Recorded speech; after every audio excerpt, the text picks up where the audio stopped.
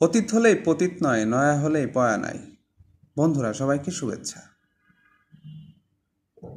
আমরা অতীতকে খুব সহজে ভুলে যাই, কিন্তু আপনি বিশ্বাস করেন অতীত ছাড়া এক পাও আপনি চলতে পারবেন না।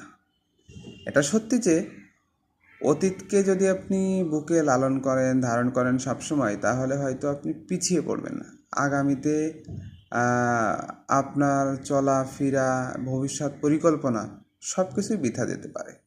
কিন্তু অতীত অবশ্যই আপনাকে মনে রাখতে হবে, কেননা অতীত থেকে আপনি বিভিন্ন রকমের শিক্ষা নিতে পারেন এবং আপনার জীবনকে আপনি নতুন রূপে সাজাতে পারেন, নতুন রূপে গোছাতে পারেন। জীবনের যে পরিকল্পনাগুলো সেই পরিকল্পনাগুলোকে আপনি সঠিকভাবে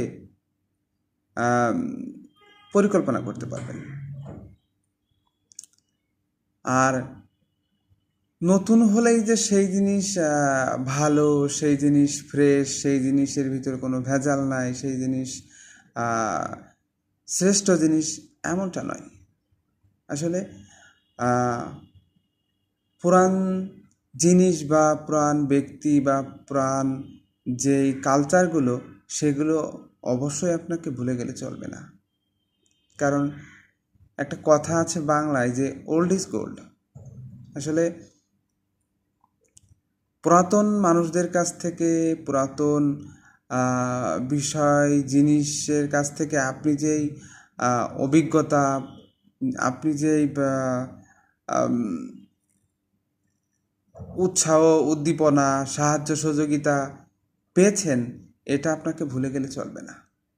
কারণ আপনি বা আমি যে অবস্থানে আছি, এর পিছনে অনেকের অবদান, অনেকের সাহায্য সহযোগিতা অবশ্যই আছে।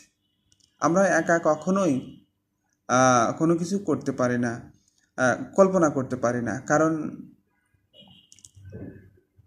মা বাবা, ভাই বোন, প্রতিবেশী, গ্রামবাসী সবাইকে নিয়ে আমাদেরকে পথ চলতে হয়, সবাইকে নিয়েই আমাদেরকে এগিয়ে যেতে হয়। কিন্তু আমরা অনেকেই আছি যে অতীতে কেউ আমাকে উপকার করেছিল, অতীতে কেউ আমাকে সাহায্য করেছিল, আমার বিপদ মুহূর্তে পাশে দাঁড়িয়েছিল, আমরা ভুলে যাই। আমরা তাকে ঠাট্টা মশকরা, তাকে হেয় প্রতিপন্ন ছোট করে কথাবার্তা বলি। আসলে এগুলো কখনোই উচিত নয়। কারণ